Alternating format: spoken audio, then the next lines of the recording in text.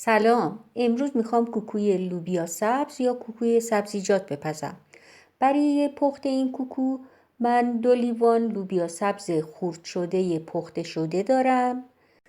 2 عدد سیب زمینی، 1 هویج، 1 فلفل دلمه‌ای، 2 تا فلفل قلمی و 5 حب سیر که فلفل قلمی ها زیاد تند نیست. اینم از لوبیا سبز که قبلا پختم. سبزیجات رو یا باید خرد کنیم یا باید رنده کنیم. 5 عدد هم تخم مرغ دارم.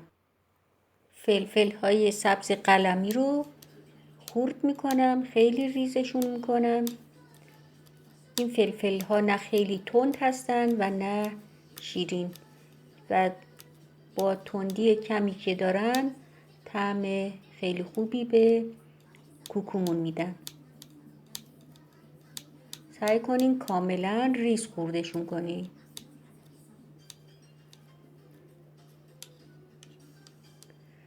بعد یه دونه فلفل دلمه‌ای متوسط دارم، اونم قسمت ته اونو میگیرم، دونه هاشم میگیرم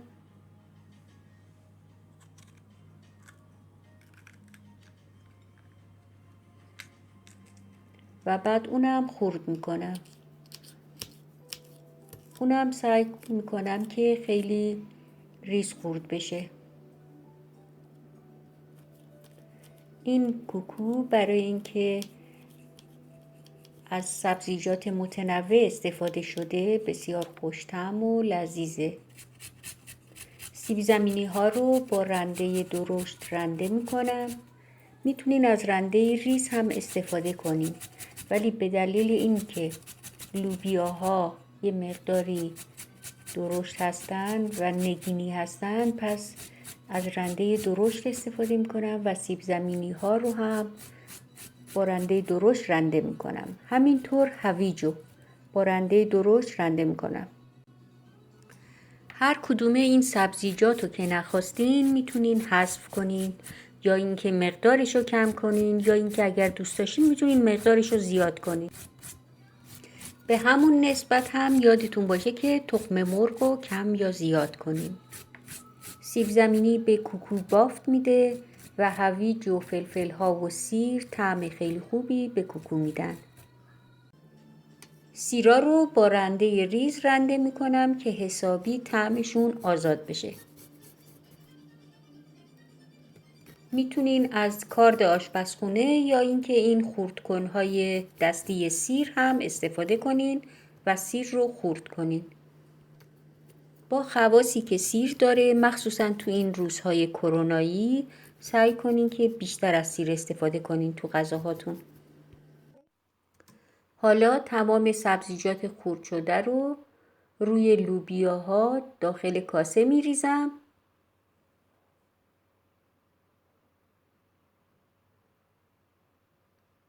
بعد یه مقداری اونا رو با هم مخلوط میکنم.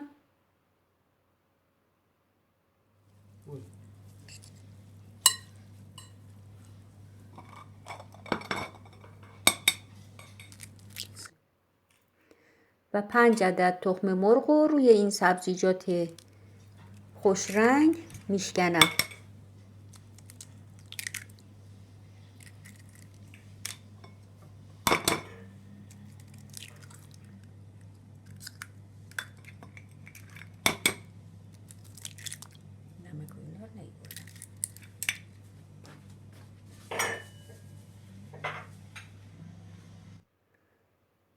حالا این چیزی که کم داره یه مقداری نمک به میزان دلخواه و همینطور یه مقدار فلفل سیاه که عطر خیلی خوبی داره فلفل سیاه. بعد همه رو با هم مخلوط میکنم.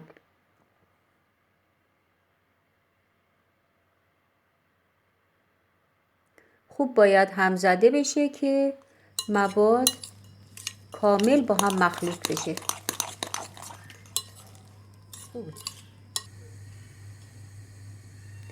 بعد توی تابه روغن رو داغ میکنم و با ملاقه از مایه کوکو بر میدارم و توی تابه میذارم.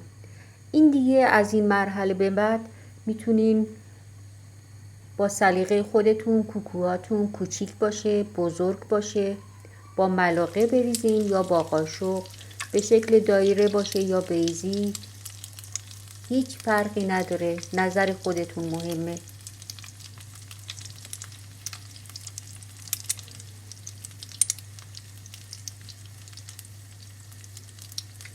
فقط یادتون باشه که روغن داغ باشه و وقتی که کوکوها رو توی تابه ریختین حرارت رو کم کنین که کامل مغز پخت بشن سبزیجات اما نسوزن.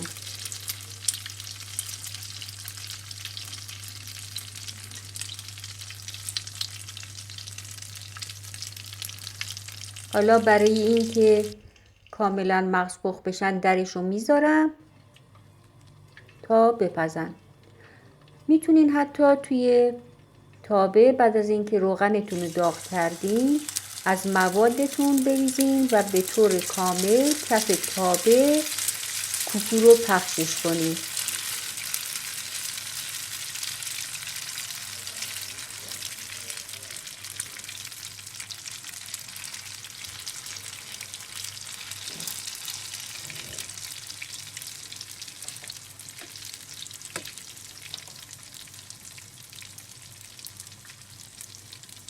این دیگه دست خودتون که دوست داشته باشین دونه دونه توی تابه بریزین یا به طور یک جا.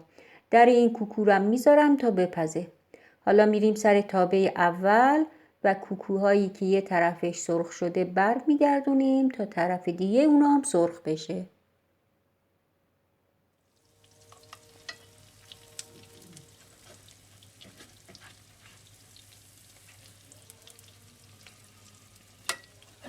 یه شام کامل با این کوکو میتونین داشته باشین.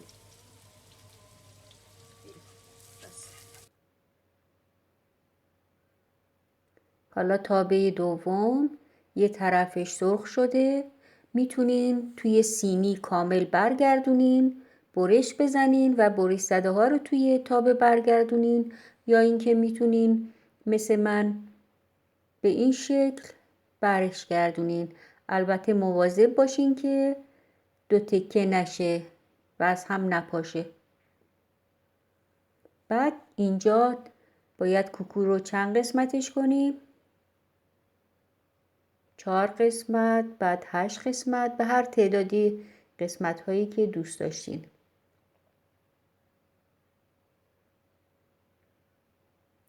عزیزان کوکومون آماده شد، بفرمایید. نوش جان. لایک، اشتراک، کامنت و مشترک شدن فراموش نشه. خیلی ممنونم. خدا نگهدارتون.